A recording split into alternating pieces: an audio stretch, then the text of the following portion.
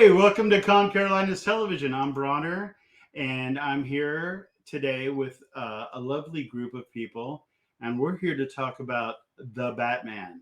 And yeah, I know it hasn't been released yet, but we're not all about spoilers and whatnot, as you may well know. But we want to talk about some of our insights, some of our just our thoughts on what this movie is going to be like and what it means for the franchise in the future. Sitting to right next to me over here or over there, depending on where you're looking, I don't know. But this is my co-host. Why don't you introduce yourself? Hey guys, I am Rachel, and I'm the co-host of this wonderful show. And hopefully, you guys will chime in, give us some of your thoughts, and we'll get this ball rolling. All right. And with us today, we got a couple special guests. We've got Bill over here. Why don't you introduce yourself, Bill?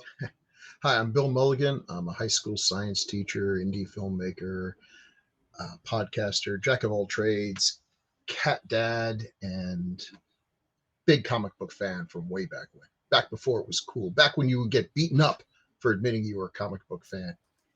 And he's also the film track director for ConCarolinas, which is also true. The association is there. And what about you, Carter? Why don't you introduce yourself to us? My name is Carter Steiner. I'm a lifelong nerd. I was born right at the tail end of when you got beaten up for being a nerd, so I have to experience that. Beyond that, just a big Batman fan, big Nightwing fan, clearly. Clearly, Nightwing. Just happy to be here with the discussion. Yeah, well, we appreciate you showing up. And Bill, thanks for chiming in and joining us today. Sure. Thanks for having me. Absolutely. All right. So the basic question that I want to ask you, one of the basic questions that I want to ask you is, what is it that draws people to Batman in general? And you can just chime in. Now, we're not going to go in any specific order, but if you have an opinion on this. I mean, I think the same thing that draws people to Batman is the same thing that drew people to Agatha Christie, to Sherlock Holmes, to Law and Order nowadays. Great Batman stories are usually mysteries, and people love unraveling a mystery. And good writers of Batman will give you a mystery. So. For sure. Okay, all right. And that's not always been the case in the cinematic, universe of Batman. So I think this is where this is going to take a right turn or a fresh take on what we've seen in the past, which I'm very excited for. As you can tell, I'm a huge Batman fanatic. So what draws this fanatic to Batman? Tell us. I believe that it's his persona. I mean, it's just the way, it's almost as if Batman, and I know that Rachel Dawes or whatever her name is said it in one of the Nolan movies, was that Bruce Wayne is actually Batman's mask, and I thought that was so poignant. I mean, everything that Batman does, the pain, the angst, the brilliance, the vengeance, everything is just so attractive to me that I just latched on at a tender early age. I'm not a big, huge, campy Batman kind of guy. I do happen to have Adam West and Ward up there, signed autograph stuff. But I'm generally not a big fan of the campy type stuff. But I recently did hear that I watched it as an adult, which didn't give me the same appreciation that watching it as a youth would give you, because it was actually scary. There was cliffhangers every episode. I mean, there was dynamic, vibrant colors that people weren't used to. But that's why I love Batman. What about you? I love Batman because, he's just so cool. First of all, he's one of the only superheroes that you could conceivably actually be.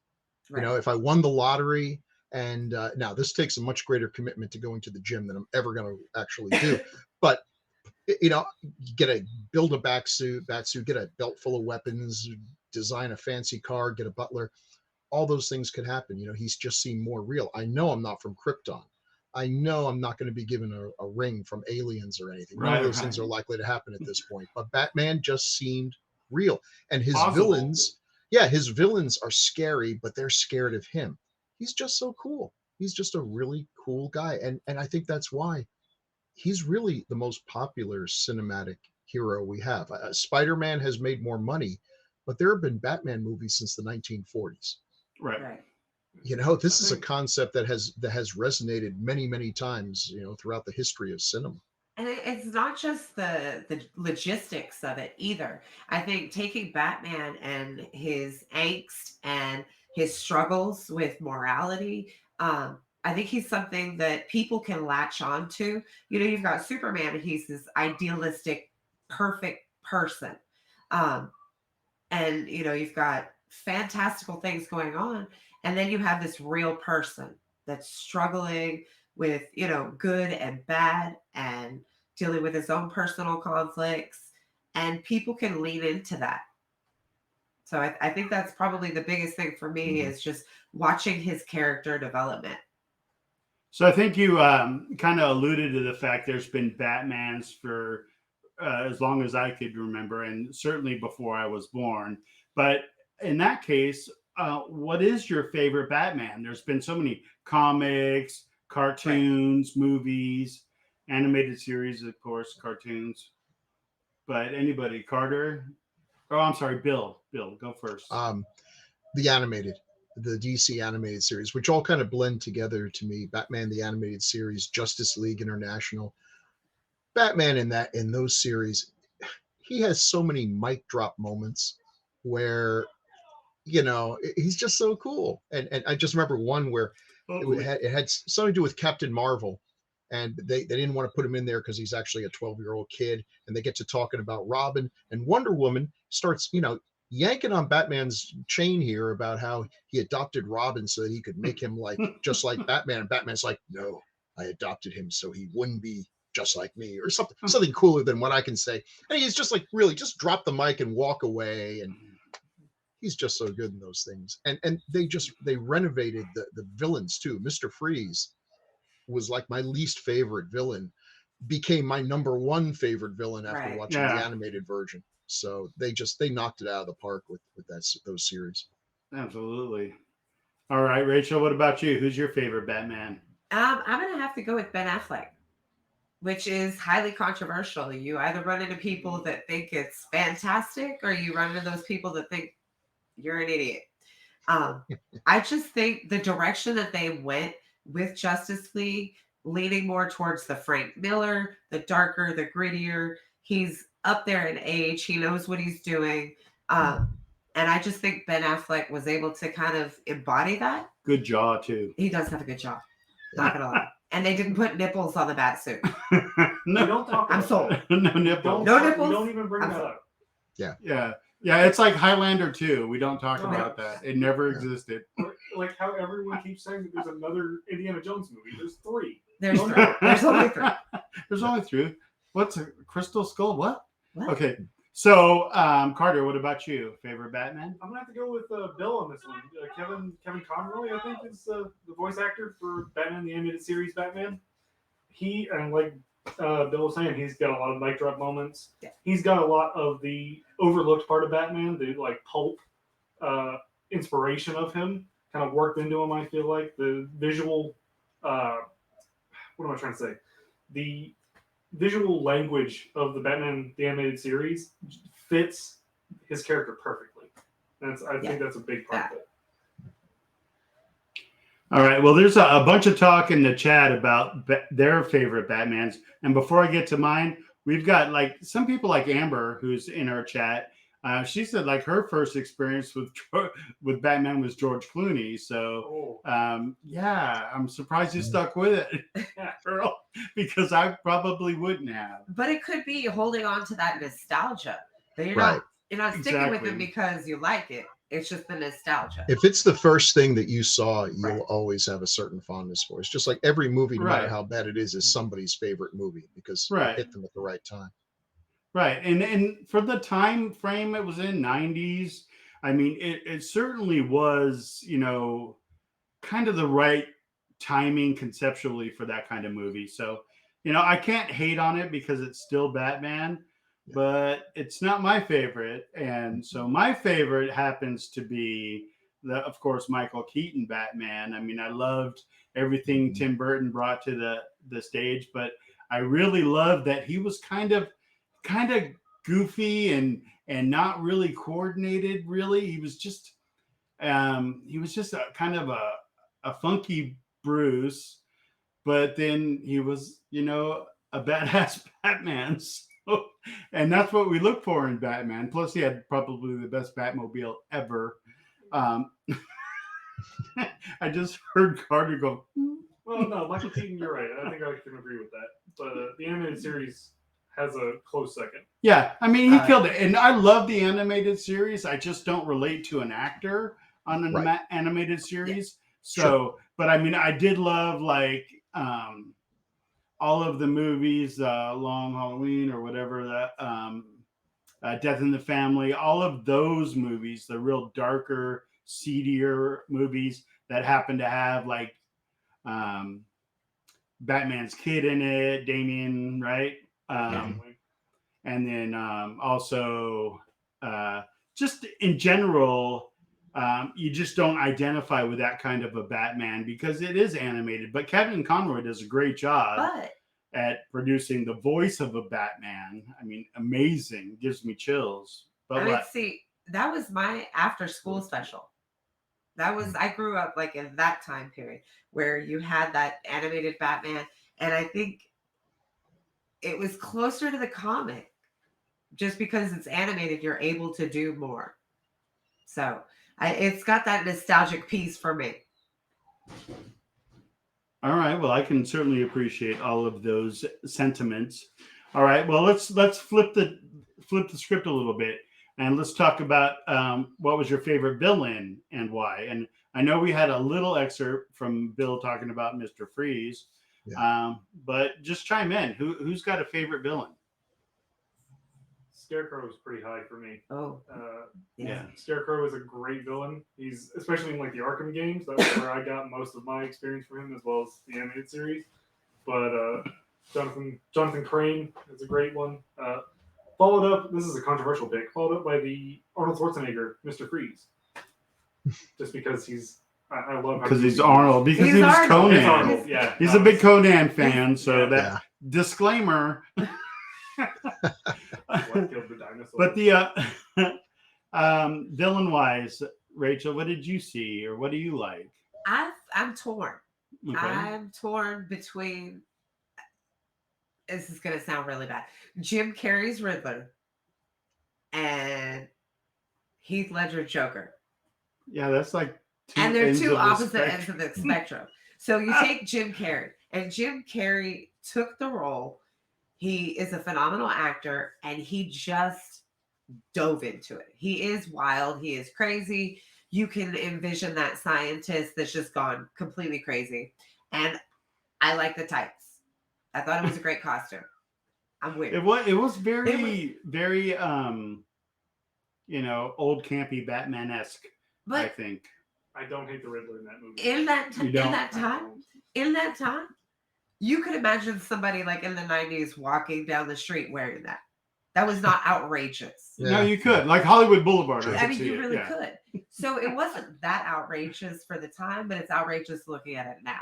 Yeah. And he's just a great actor. And then you take Heath Ledger, and it's dark and gritty, and it's completely just, he dove into that role and gave you something you hadn't seen from a Batman film. But that's what that guy does. I mean, look at what he did with Andy Kaufman. I mean, he just like embedded himself in that guy's very persona that it was almost impossible for him to get out. And Heath, I mean, he was just like fully enveloped into that role. So you can certainly appreciate when people do that, where they lose a crap ton of weight to get, a role in, or gain a crap ton of weight, and they put their body and their mind through such, turmoil that, sometimes it's too much for them. But things happen. I totally agree. Heath Ledger is amazing in the role. It's almost impossible to praise him too much. Every moment he's on the screen, you're riveted watching his performance, and watching it makes me feel bad, knowing that we'll never see another performance from him Right. because he was It's just so super good sad. at it. Yeah. And listen, the one thing that's been consistent with Batman in the movies is that the fans are always wrong. Every time they've announced something, like Michael Keaton as Batman. Oh, you couldn't believe the howls of outrage. Absolutely. Mr. Mom as Batman. Mr. Mom as Batman. Come on. We lost our minds, and then we went to see it. And we lost our minds on how good he was. And then I remember when Heath Ledger is the Joker, and people are like, Brokeback Mountain. I don't really see it. Right. And then they released the first few photos, and they're like, what is this crap? He just smeared some white on it. It's like, this is dreadful. This is gonna suck. And it did not, in fact, suck. It was great. So we're always wrong. And once again, just to keep it going, when they cast Patterson as Batman for this one, we're like, oh great, the Twilight Batman, that's gonna be real good. And outrage. I didn't have a problem. Didn't have a problem. He's a fine actor. Karen in our chat didn't have a problem. She is team Pattinson all the way. Yeah. Amber didn't have a problem with it. I mean, nobody. Yeah, he's not the problem with Twilight. I mean, no. Anyone cast in that movie. He had swore that he was never going to do like a blockbuster type of movie, like, what was that stuff called again? The vampire movies, the sparkly guys. Yeah, he was Twilight. never. Yeah, Twilight. He was from his brain. Yeah, but it's been expunged. I was still pretty much enthralled with what he did on the screen. But as we looked at him and his progression in his movies, like what was that movie, Good Time, that he did, and The Lighthouse. The Lighthouse, yeah, he's a good actor. Did you see Tenet? I mean, he was just so powerful in Tenet, or the King, where he played the French prince. Brutal. Oh yeah, crazy brutal. But yeah, so I've been on board with this pick the whole time, but I noticed the outrage among a lot of people when it came to Pattinson. So it really, you got to totally ignore him, because they, like you said, they did the same thing with Heath and so many other people throughout the test of time. So pretty much everyone that's ever taken on the role, right, besides Adam West. Right. Yeah, but there's been some some humdingers or some very, very poorly made Batman movies. oh yeah. Val Kilmer, I mean, I don't know. I mean, he still had a good jaw. I mean, I'll give him that. But going back to what Rachel said about Ben Affleck, I think he made the best Bruce Wayne I've ever seen. Yeah. But he didn't make the best Batman. And I'm a Frank Miller fanatic, but I think he made the best Bruce Wayne. All right, so continuing on. Before we move on. Okay, go ahead. I just want to make an honorable mention. I just couldn't not mention this. Red Hood as one of the best villains. He represents every mistake Batman has ever made up to that point. I can see that. Yeah. So you can find him in the animated series. You can find him not in the animated series, but some of the animated movies. Under the Red Hood. Under the Red Hood, exactly. It's a fantastic movie. And then you can also find him in the comics. So, if you don't know that villain because you haven't seen him on the big screen, that's where you find him. And do not spoil it for yourself. Yeah. Experience either one of the movies or the comics and just let it happen. Right. Yeah. And you got, we mentioned Heath as the Joker. The Joker's obviously my pick. But we got to move on from that topic. So we're going to get into a little bit of a discussion about the directors that have done Batman movies. Well, let's just keep it real closely knit to like Christopher Nolan versus Matt Reeves, who we haven't seen his Batman. We've seen his really tasty trailers, but we haven't seen the Batman. But he's got a good body of work.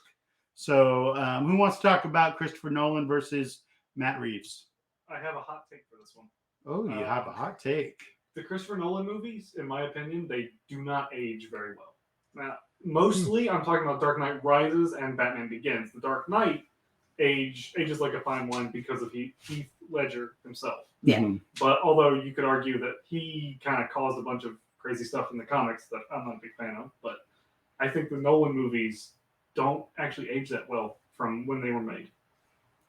I go back and revisit them all the time because that's who I am, Batman fan number one in the world. Thank you.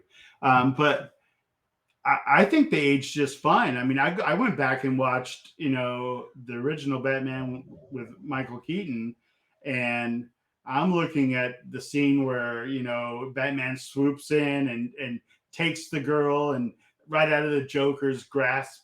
And I'm going, that looks so corny. But then the rest of the movie, it was kind of dark and brilliant. But specifically the Nolan ones, I think is what he's saying. Yeah. Christopher Nolan's Batman doesn't age well. I don't know if I wholeheartedly agree with that. But, what do you think, Bill? I don't entirely agree. As is almost always true for every trilogy, I love the second one. Empire Strikes Back. The first movie you have to introduce everything and that wastes time. And the third movie, you got to wrap everything up, and that's usually unsatisfying. So always the second movie is great. But looking at Nolan's films, the first one, I haven't revisited that many times. I don't really feel compelled to watch it that many times. And the third one I liked, but I can see where people had trouble with it. He's a good director. And it kind of rotates between doing blockbusters and then makes a lot of money, and then they let him do Inception, which I'm sure they thought was going to lose a ton of money and actually did pretty well. So he's a really good director, and I think Matt Reeves is sort of the same way, that he has shown his ability to handle blockbusters and difficult blockbusters. I was not holding out much hope that a Planet of the Apes movie was going to be that great. Right. Tim Burton's one of my favorite directors, and his was not all that terrific. So I thought that's just a concept whose time has come and gone. He did a fantastic job with those two Apes movies. Yeah. So I have good hope that this movie will capture it.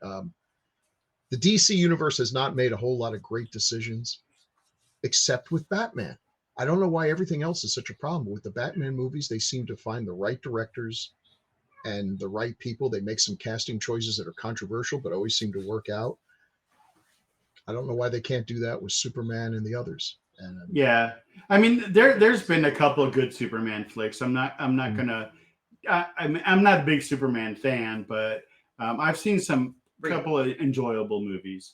But the fact that, let's just start with or end with Christopher Nolan and kind of like 7 degrees of Kevin Bacon or whatever.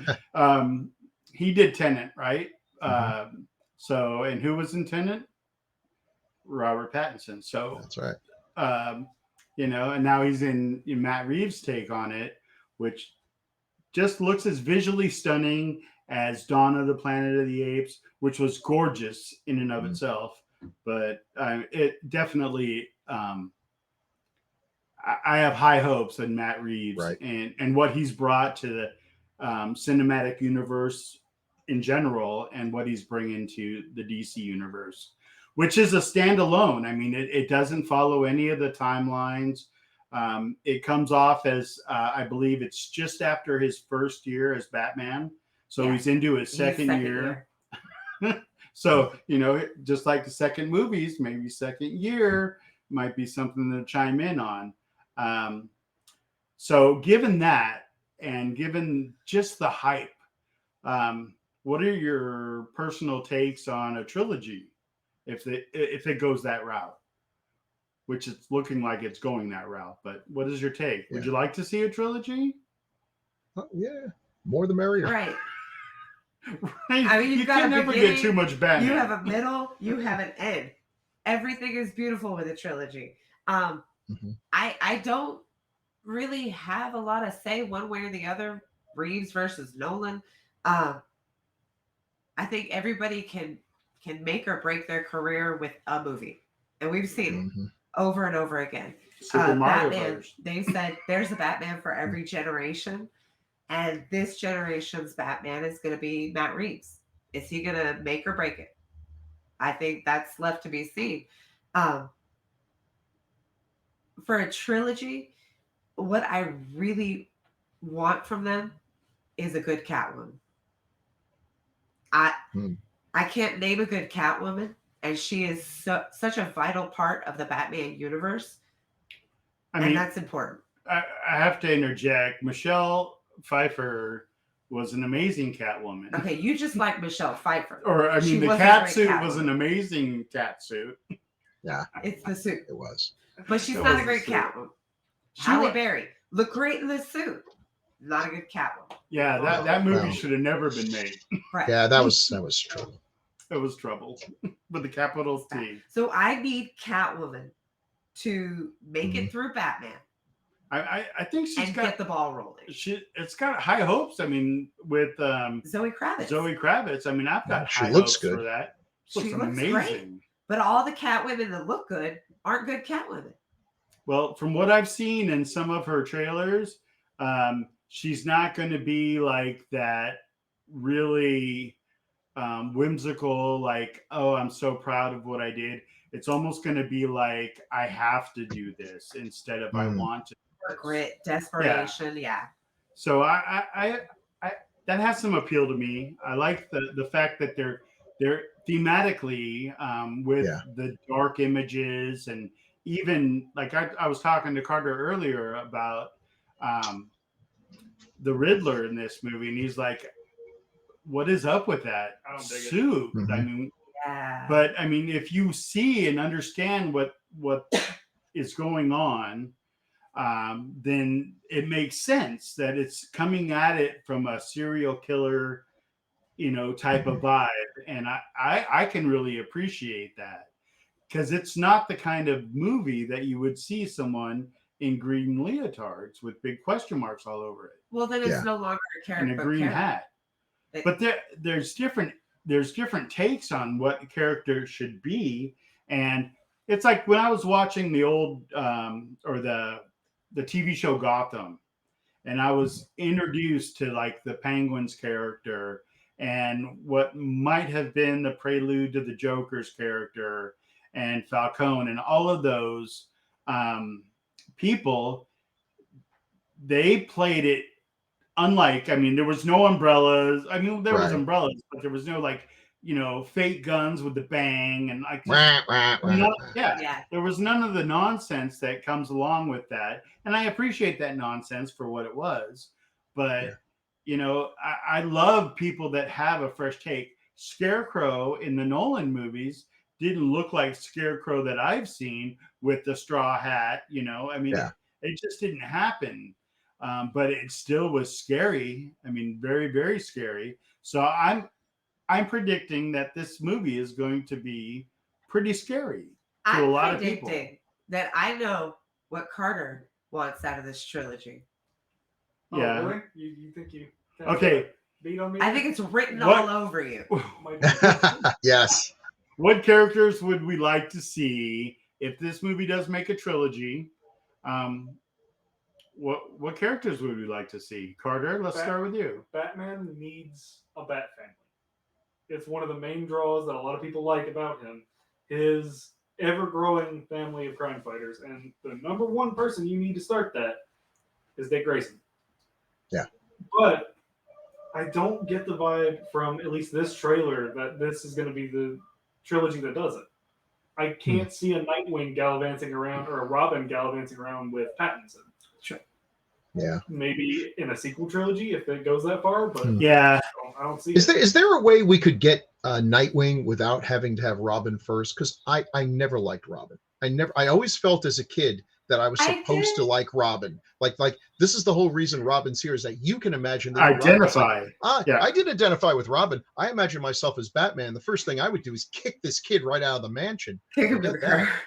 But I do like Nightwing. I've always liked Dick Grayson. I just visually and I guess also from watching the Batman TV show. And I'm old enough. I watched the Batman TV show when it was first run. Yeah. Yeah, that's pretty old. And did not like Robin at all. So that's kind of left a bad taste in my mouth. Yeah, I the, like the only Nightwing. Yeah, green Bring him shorts. on. the only Robin I like was the one that was trained by Ra's al Ghul, and he's Hmm. Batman's kid, so why can't you have to like him? That's actually a very interesting point. I don't really see a Dick Grayson Robin, but I could see a Cassandra Cain in a trilogy of this kind of tone. Yeah. With her story being as dark as it is, I could see her making an appearance, and that would be pretty cool. Yeah. Oh yeah. I think if they go down that kind of a storyline, it can remain as kind of, crime fighting. Someone, I was watching a couple of interviews, and someone actually alluded to the fact that it could be just a Gordon and Wayne buddy cop movie. It doesn't really have to be a Batman movie. But, Batman, of course, looks amazing. And so does... It does if we want to make money on it. Right. You say that like it's a bad thing, though. That sounds awesome. All right. So the next question I have here, well, the first, the character that I would like to see, even though it's probably not going to happen because of the success that they had with Heath Ledger as the Joker, is to have a Joker come into this movie. No. After all we're going to get to see is a Penguin, the Riddler, Jim Gordon, Catwoman, and Batman. Right? Those are the basic characters. Not that I've heard or seen, unless they're keeping it hush hush. I haven't heard that, but I would like to see someone like come in like in a zoot suit with the Joker kind of guy, just big pimping out there and looking like with his big hat.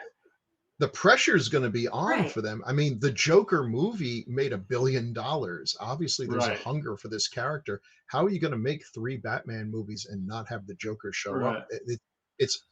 And I guess the question is, what is the story? Right. What is the story of this trilogy? Because we're really front loading it. We've got Batman, we've got Catwoman, we've got, a couple of the major villains here. Where do we go from here? What's the sequel about? What is Batman's journey over these 3 movies? From what I understand, it's basically a Catwoman origin story. It's Batman in his, junior year. It is a Penguin, unlike we've ever seen Penguin before, which I'm really excited. And they have some hunky dude playing some guy that is just hideous, which is pretty Cobblebottom, right? What's his name? Cobblepot, yeah. He's like almost like a New York gangster in this movie, from what I can see and understand. So it's basically just a crime movie. A lot of people are equating it that have seen it in the UK. It's already premiered, but a lot of people are equating it to like the movie Seven. That type of darkness going on with it. That's interesting. Yeah, and I don't know. I mean, I'm looking forward to something that's a little grittier, dirty. I mean, even Pattinson said, "I want to be a greasy, slimy Batman," and well, he nailed it from the trailers. Yeah, I mean, look, just from that emo look that he has, right? He's pulling off his cowl, and he's got makeup still in his eye. You look at every other Batman movie that's been out, they pulled off their cowls, and they have no black around their eyes. So, I mean, it just feels to me like, I don't know, genuine. Like, this movie seems to be the most genuine take from my perspective. I just can't get past the Pattinson emo look that he has. I think they're going to be able to. Nice to see I want to.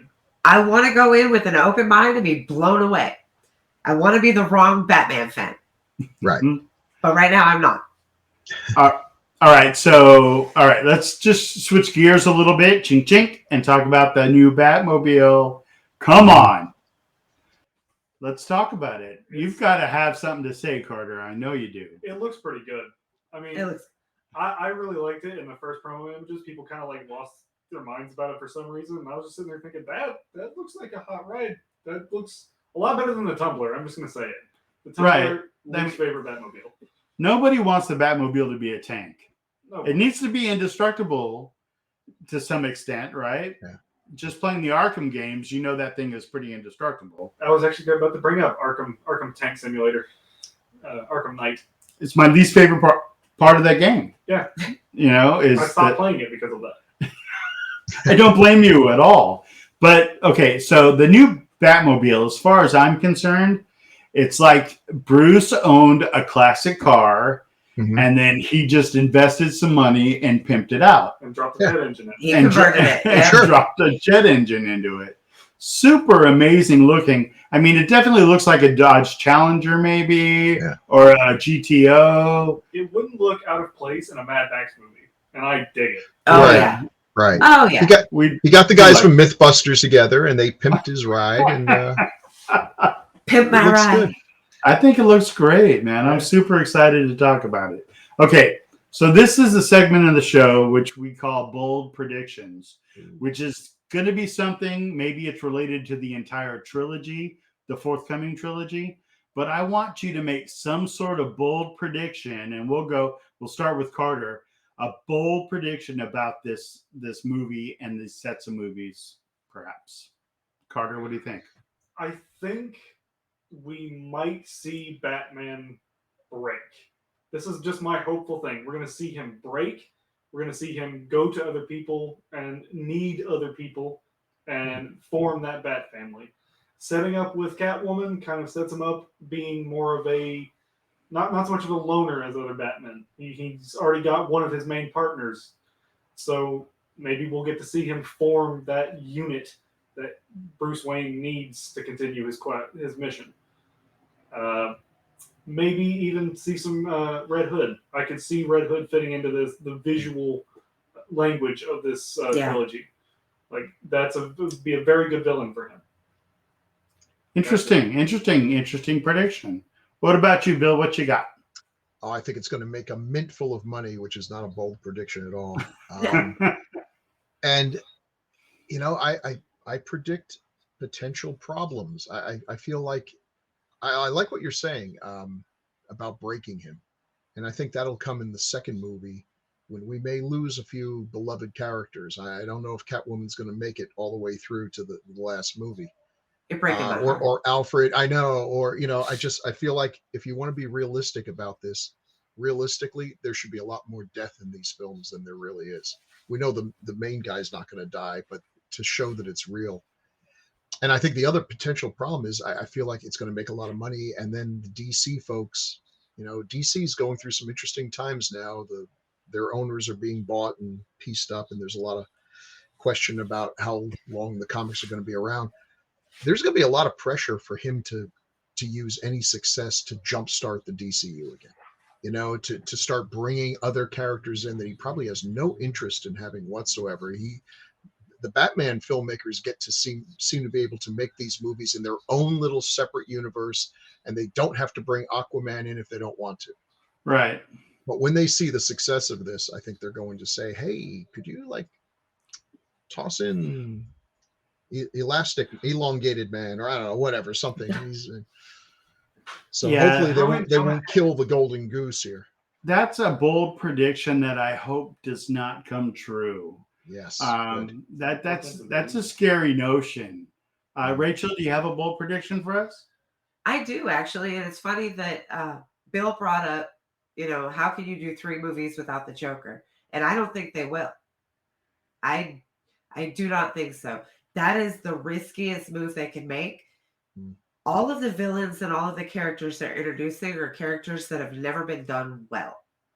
You're taking the Joker, which has been done phenomenally and critically acclaimed and very beloved by the fans. And if you do it wrong, your entire series tanks. The entire thing. Yeah. So unless they can do it better, they won't do it at all. I don't think we'll see the Joker. I'm hoping the Catwoman stays, but I can't say that's a prediction. I really want her to have her moment.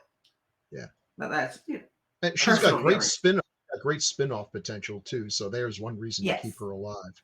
That- So what you said is absolutely right. What actor, what unenviable task that would be to Nobody try to will fill touch those it. shoes. But listen, you've got the vision of Matt Reeves, right?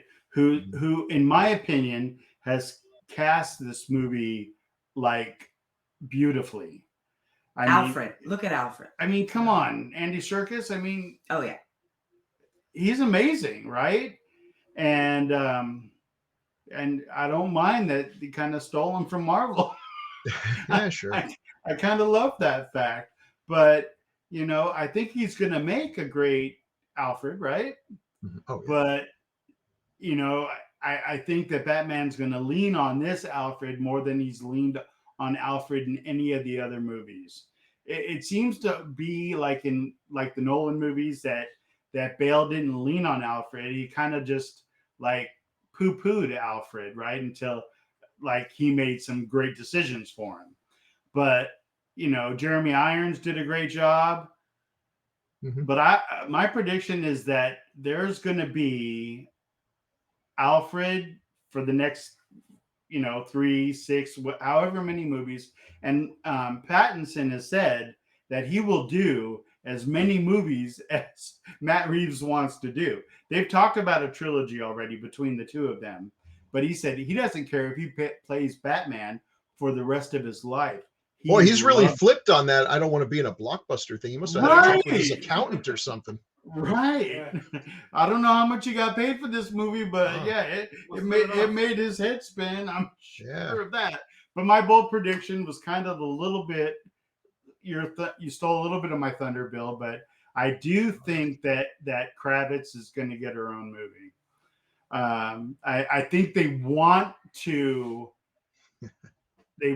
to have some sort of redemption there. They have to. well, they're They relying need on to. this to rebuild DC. DC has made horrible decisions, and until Christopher Nolan, there really wasn't any kind of success at all. Well, And all the then- Batmans have been successful. Well, You know, DC, yeah, not Batman. Batman is separate. DC. So Unless if you you're come to see using other this shit. movie as a launching pad uh-huh. for these other characters, that's where you want to put your money into. The fact that it's a standalone though, like it's not part of the DCU, Yeah. that kind of makes it difficult because they're not. If Matt Reeves stays at the helm and DC doesn't try to interject to the level that they're known to do, They're going to. and try to get Bendy Man or whatever Bill said. Elastigman. Yeah, Gumby or whatever. If they try to put no. Gumby in the Hokey. movie, it's going to be bad. But if they can just stay on the straight and narrow and then build off of this, build the offshoots, build the, you know, the Nightwing movie or the Red Hood movie or the Catwoman movie, I think that's where what they need to really do. I love the Justice League, and I love that Ben Affleck is going to be in the new Flash movie, and there's going to be a lot of things going on in that side of the cinematic DC universe. But I've never been one to be a huge fan of DC films in general. I love what they're doing for TV. It's like it's backwards. Like Marvel does great movie, but their TV, like Hawkeye, was just terrible in my opinion. But then you have like Titans, and you have like Doom Patrol. I mean, stuff that has just got so much meat on it that has really been successful. I mean, I don't know. I haven't watched Stargirl.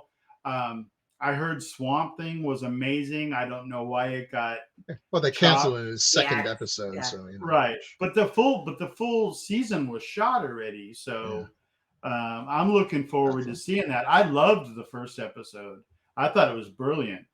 But I like to see DC's TV, and I like to see that quality transcend into the cinematic universe. Why has it apparently never occurred to them to call up Bruce Timm and Paul Deeney, these guys who did these great things and say, hey, you got an idea for a film?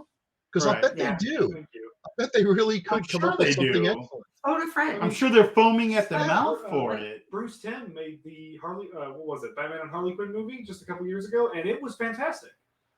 I mean, aside from the weird, scene with Nightwing and Harley Quinn, which that was, I don't know who decided that, but okay. Well, they love to put awkward stuff in there. Yeah, here's I don't want to tell these guys how to do their job, but I mean, just take the script and instead of animating it, you hire actual people to say the lines. It's so crazy it might work, right? Who'd have thought?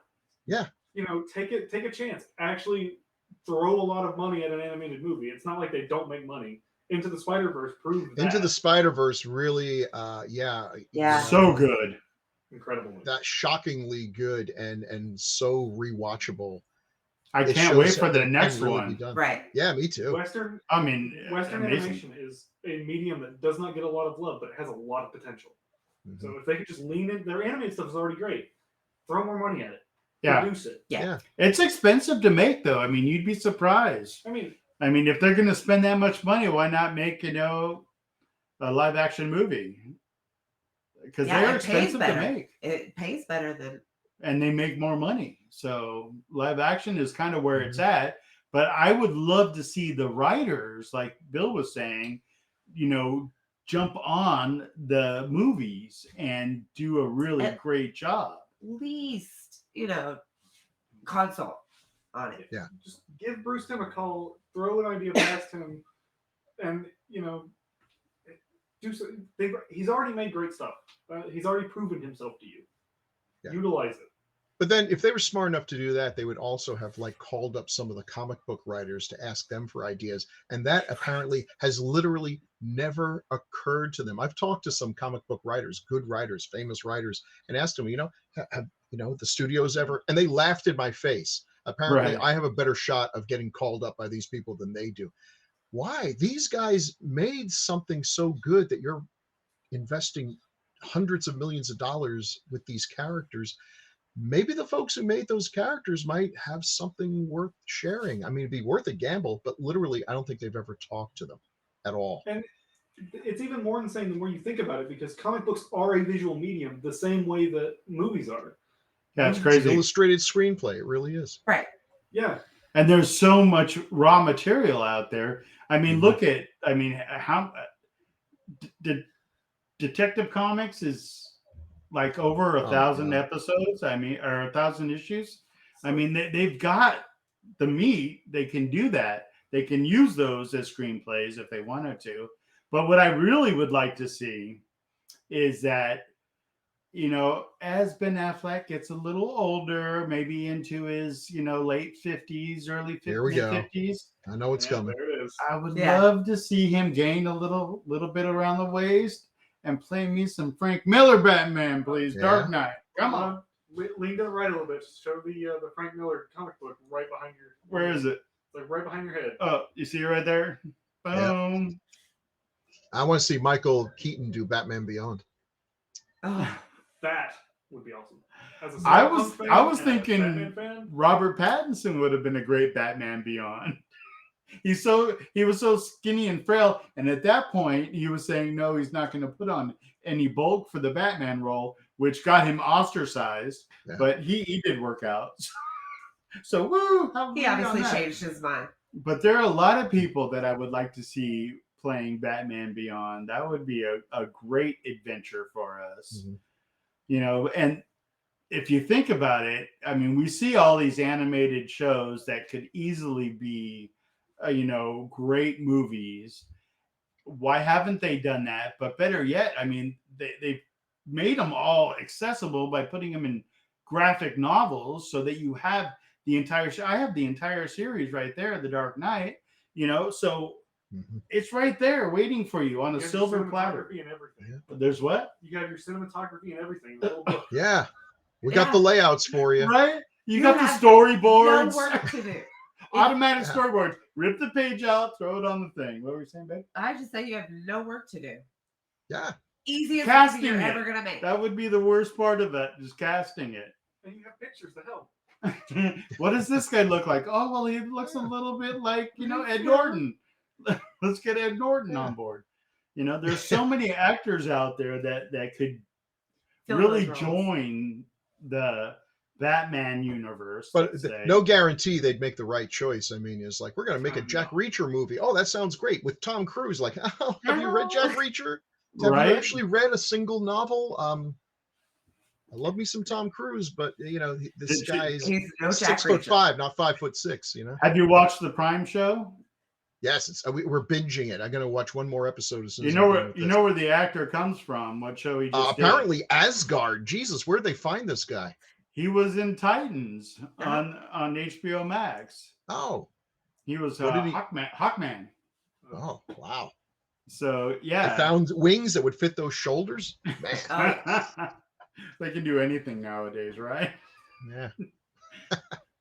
Anything they want to do. All right, so the chat is blowing up. Is really blowing up. Yeah, Michael Keaton is in the Batgirl movie that they're working on, but he's also going to be in the Flash. Michael Keaton, well, Batman's like DC's Iron Man. If you stick Robert Downey Jr. in a Marvel movie, you can add a couple of $50 million onto the box office. I'm going just to see Michael Keaton. I mean, I liked whatever that guy is that played the Flash in the the Justice he wouldn't League. Have said something. I would have known his name. It starts with an A, but Eddie Redmond, Edward Redmond. Okay, so in any case, I would just go to that movie just to see Michael Keaton as Batman in a futuristic suit. I've seen what's that? The chat's Ezra Miller. Thank you, Chad. Ezra Miller. Who is that? Oh my God, Eddie Redmond. Eddie Vedder? Ezra Miller. Ezra Miller. Yes, Ezra Miller is correct. Thank you, chat room. Thank you very much, chat. I'm sorry we haven't kept up with you, but I'm blind. Who said that the Jack Reacher show is great? So they're just echoing that. I can't wait to binge watch it because I did unfortunately watch the one that's based on the Jack Ryan show, which I really enjoyed because I'm a huge fan of that group of movies, but I binged it without her and she didn't like me for that. But yeah. Wait, so you don't just pretend that you haven't watched it? When I do that with no, he's not smart enough to do that. I just watch it with her and act like I'm watching it for the first time. Sometimes I'll suggest, I'll bet this guy is going to turn out to actually be a bad guy. And then when it turns out to be right, she's like, wow, you're really good at script writing. Man, he'll start discussing I it. Couldn't do that at all, man. I'm so excited about it. I'm like, baby, you got to watch it. We did that with The Kingdom, the Viking movie or the Viking series. Which is phenomenal. It's coming out on the March 9th, I think. Except I passed you on that one. Right. So I watched it. I said, babe, you got to watch it. And she must have watched it while I was sleeping because she watched the whole thing. So, yeah. I mean, there's ways to do that, Bill. But to answer what you said about pretending, I can't do that because if I'm bored with something or I've seen something, I am falling asleep 100% of the time. Man has no poker face. If I fall asleep during something that's exciting, like Jack Reacher, for instance, I'm on the couch. Yeah, it's pretty obvious. I'm totally on the couch. All right. So that was our take on the Batman, and there was a lot of chat going on, and we appreciate you guys, Amber and Karen, and some people that I don't know, and I apologize for not knowing you, but I'll get to know you. I can't see anything. So if I'm staring at my phone, it's because I can't see the chat in the room here. So I appreciate y'all being with us tonight. Stay tuned for some really amazing content going forward on ConCarolinas TV. We're going to have Morbius, and we're going to welcome back Arugs and John Dondero to the show, which we did the games into movie show with them, which was really a good show. So we'll have them back as our panel. And I'm not quite sure what we're doing next week because we've kind of switched gears a little bit. We're gonna take out a little bit of the gaming that we have been doing, and we're gonna do more of like We're gonna plug our faces Kinda into your box. nerdy content. Plus, I just like to talk, so I just want Yeah. to talk Have you noticed? so much. And yeah, but we'll have some games in there sponsored by the Game Realm. It's his busy time. Ray Frank's busy time of the year, Mhm. and you know, he's busy with getting everything ramped up for the con. You know, he does all the vendor stuff, so he's And got a it's lot getting on his close. plate. The con is getting close. Yeah, So it's expect to just see around the vendors corner. from us. And every week we do that, we're gonna see maybe some authors, some vendors, all kinds of good content coming to you. Morbius coming to you. Harry Potter in the future is coming. A lot of good content There's a coming lot. out. But if you guys want to see something or a show on something, reach out to us at I'm C. Bronner at ConCarolinas.org. And you just reach out to me, and I will definitely put that into consideration, because we like to make our fans happy, and we like to make the people that go to the con happy. So go to the website, www.concarolinas.org, order your badges, and let's get this thing like huge. I mean, we can blow this up. So for everyone here, I appreciate you. I thank you very much. I give you some peace. Thank you to our and wonderful some guests. love. Thank you very much. And we're out. Thank you.